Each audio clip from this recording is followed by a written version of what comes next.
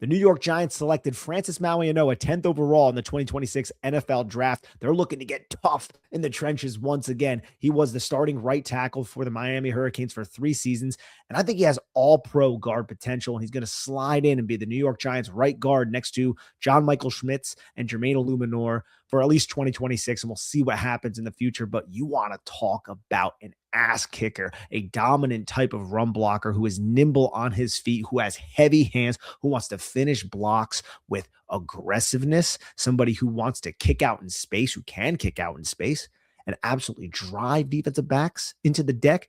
This is the type of offensive lineman the New York Giants have been looking for quite a while. He was my guy heading into this draft, so I absolutely love this selection. As much as I was a massive Caleb Downs fan, getting Francis Mauigoa, it makes a ton of sense, and I think it is a tone-setting type of move that is going to build the foundation to elevate them to the spot that we know they deserve to be. All right. With all that said, let's get into the tape. Let's look at Francis Mauigoa, throwing people all over the place. And look, I don't know if I'm saying the name fully correctly. People have said that it's pronounced another way. I apologize for all that, but let's just talk about his tape. Okay. Look at the amount of upper body strength, how fluid of an athlete he is at such a large size. Like, this is somebody who is 6'5.5", 329 pounds with almost 11-inch hands, a shade or two under 11-inch hands, who just tosses dudes. So much upper body strength, was doing at the highest levels, was a big reason why Miami had a stable offensive line and why Miami ended up going to the national championship game. But you want to talk about play side runs? Watch how he can execute these play side blocks. Here is against a 5 technique, gets his hands, readjusts the entire way, then keeps his feet moving. See how he's hand fighting there? Creates that edge to allow 4 to get to the second level, and then scamper on for a touchdown. He's a devastating play side blocker, but he's athletic enough to be a backside blocker to scoop. Here you can see 93 against Florida State. It's a good rep by 93. Nice low base, gets his hands, but you can see the power of Mauigoa kind of exhausts the ability for 93 here to explode through and then shed the block. So Mauigoa just gains control, and then just shimmies the B gap open as Inez Cooper climbs to get the play side linebacker.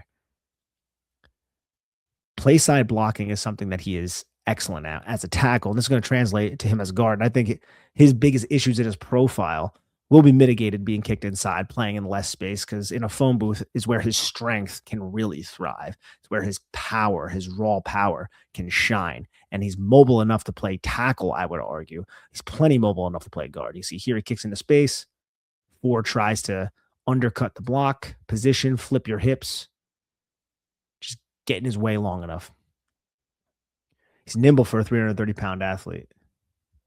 And I love when he's able to create these seal blocks to the outside. It's a controlled skip move right there. 1-2, 1-2.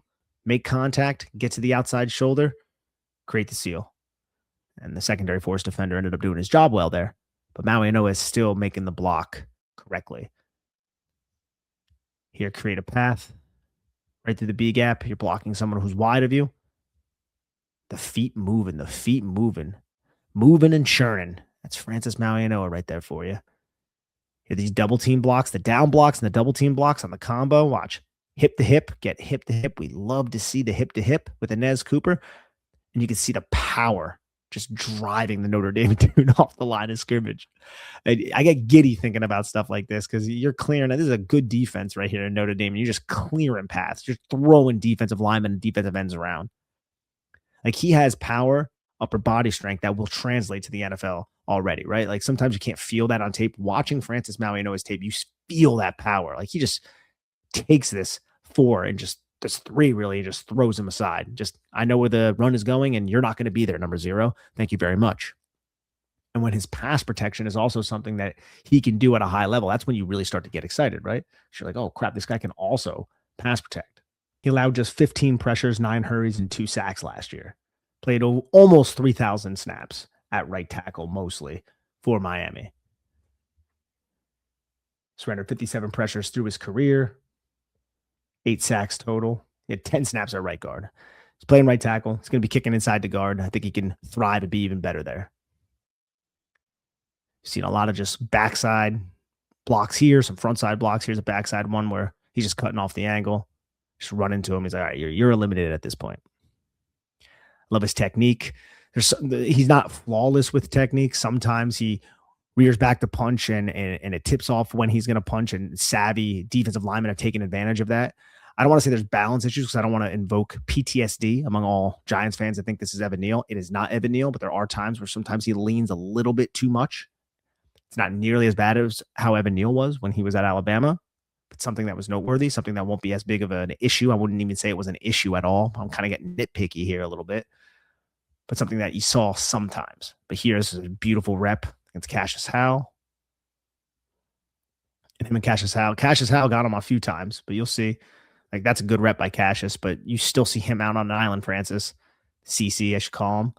See how he adjusts and gains the positioning of his hips closer towards the line of scrimmage where the running back is running. Hal uses every bit of his short arms to extend away, and he shows some nice strength and great leverage there to drive Mauigoa back. It was a good battle between the two. Here again on the opposite side of the screen. Step to the 3. See, that's not a threat. Backside run anyways. Here's a wildcat formation where Mauigoa gets moved inside to play right guard. And you're watching him kick over, and he's going to be the kick out on G lead against Hal. Doesn't do a great job. Noteworthy here. His location skills are typically, they're sufficient, I would say, especially at the second level when he has momentum going. Didn't pull all that often as a right tackle to execute that, but it didn't work on that rep against a talented edge rusher. Here you see him try to generate some movement off of the upfield burst. I absolutely love how he's able to get here, right? Because you have 21 as the threat, and you have Howell's going to go this way. And Mauigoa knows he's got to get the Howell because it's coming to his side. And that's an athletic and an explosive move. And you can just watch through any of these clips how explosive and athletic he is as a mover for someone of his size. But once he makes contact with Howell does a very good job sinking and then working back to the inside. And you can see how Mauigoa never really has a good grasp of him here. That angle was tough for him, and Howell does a great job. And we're going to see him in space, and this is just silly. Watch him just rumbling and stumbling and just tossing dudes. Oh, I can't wait to see a screen with Cam Scadaboo, something like that. Just more blocks in space. He ends up falling, but still he makes the contact on the second. Help out, contact, pave the way, lunges, ends up falling. Still controlled up until the end, though. Little skip pull around the tight end here. Kick out and drive and drive. It's right here for those saying. He's going to skip pull around, make contact, drive, drive, drive.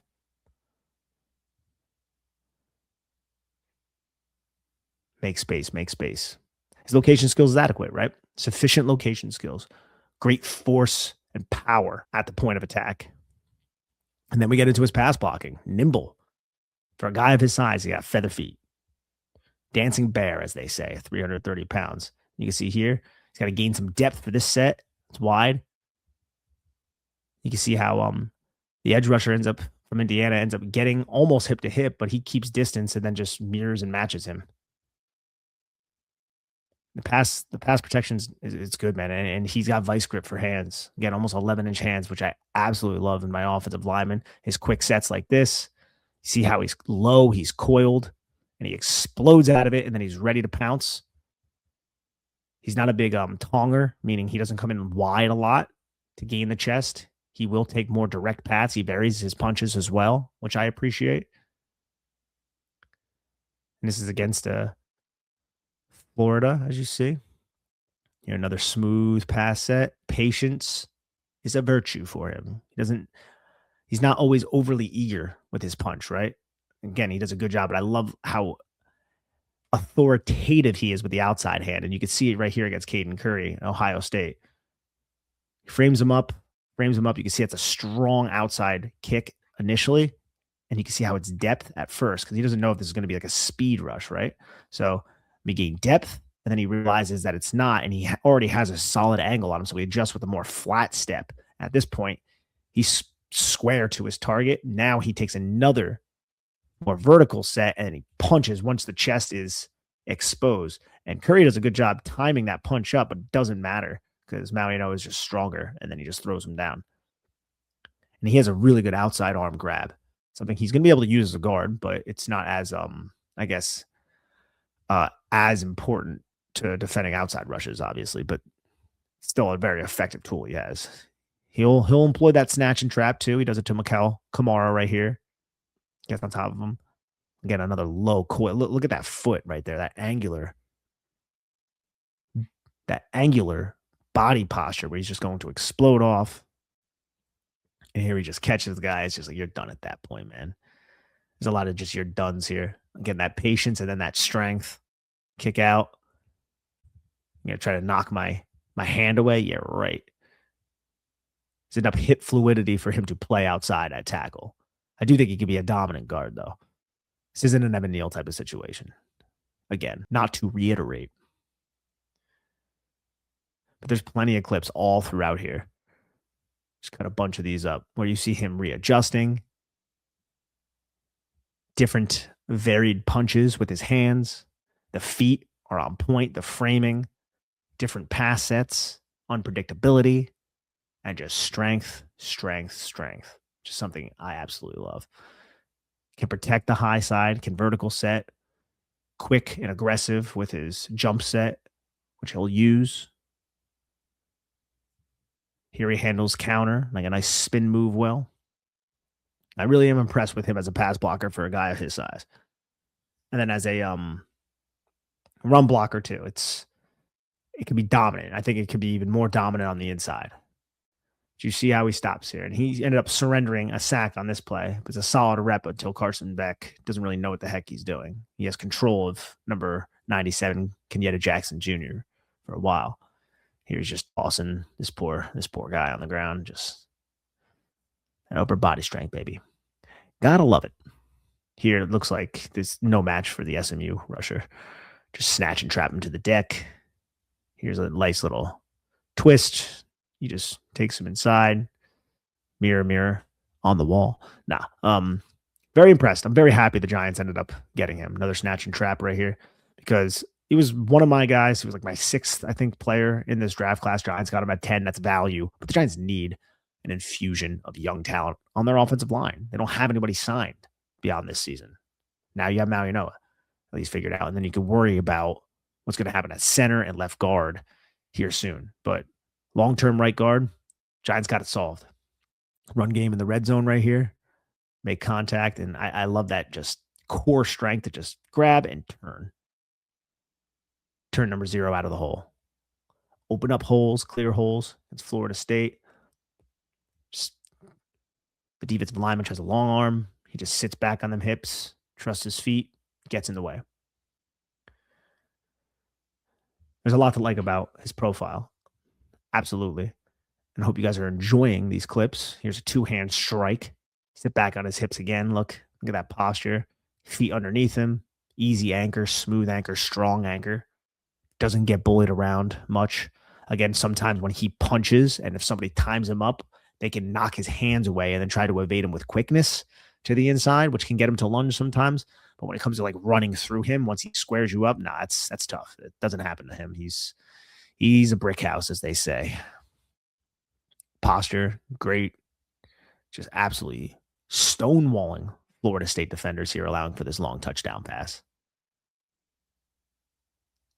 Again, you'll see just gets his hands inside. There's really no room for the defender to do anything.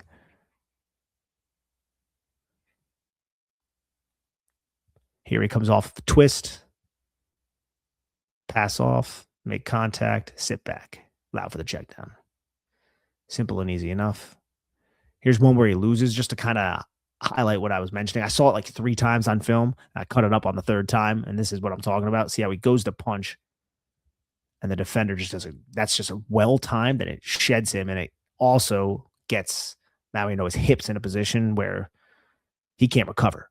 So you can see how he's still able to turn, which is impressive in its own right, but he's not in a position to actually recover. He needed the guard there, but the guard went to go help the center out at this point, Inez Cooper, and it ends up being a quarterback hit. So you'll get that sparingly. You saw that sparingly throughout his tape, but it was something that was noteworthy enough. And there you have it. That was a quick little recap of a bunch of different, like 60 clips of Francis Mauigoa. I really like his tape, Jed. Like, this is somebody who is strong at the point of attack, who can generate a lot of force. And if you want to pause the video here, read through my scouting report, I'll throw it up on the screen, that is, of course. So you can read through this a little bit and see overall my interpretations of Francis Mauigoa from his tape. I believe then I watched 4 games of him.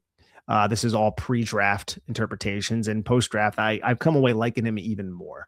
He's a difference-making player, somebody who has true, like, very good guard upside, something that we're going to really appreciate as New York Giant fans, something we haven't seen in quite a while. But he also has the positional versatility to kick out and play right tackle if something happens. Something happens to Andrew Thomas, Jermaine Illuminor can kick over to the left side. Now you have Mauigoa instead of Marcus Bowe at right tackle, and I feel much more comfortable about that. But Bowe will still be on the roster. The Giants have big hosses on their offensive line. This is like an actual hog molly type of pick, something we were promised that we didn't really receive all that much of from previous front offices, or at least the development didn't happen on the coaching level. But here, I have faith this 5-star recruit from IMG Academy is going to come into the NFL and be a year one quality starter, like a good starter in year one who can only progress from there. So that's why I really do love this pick as much as I did love Caleb Downs. I think Caleb Downs is going to be a pain in the backside for New York Giants to deal with on the Dallas Cowboys for years to come. The Giants are building a foundation, a brick layered foundation of a strong offensive line for their second-year quarterback, who's going to be surrounded by some weapons that he has now, with Malik Neighbors coming back, hopefully Cam Scadaboo coming back healthy, Isaiah likely, Malachi Fields. The Giants are building something on offense, something that can be multifaceted, something that can be successful, and something that can hopefully drain the clock at the end of the game with a powerful, strong rushing attack that's not just power gap, that can be power gap, that can be zone, that can be duo displacement on the line of scrimmage. Mauigoa has that type of ability. He has that type of power. It's different than a lot of the personnel the Giants have now at the left guard and the center spot. A little bit more finesse, a little bit more technically sound. Not to say Mauigoa is not technically sound. Mauigoa has technique, but he also has, I can just bully you and push you off the line of scrimmage, 320-pound defensive lineman. And that's what the New York Giants needed. And they have him now on the roster. Thank you very much for tuning in. Nick Filato signing off.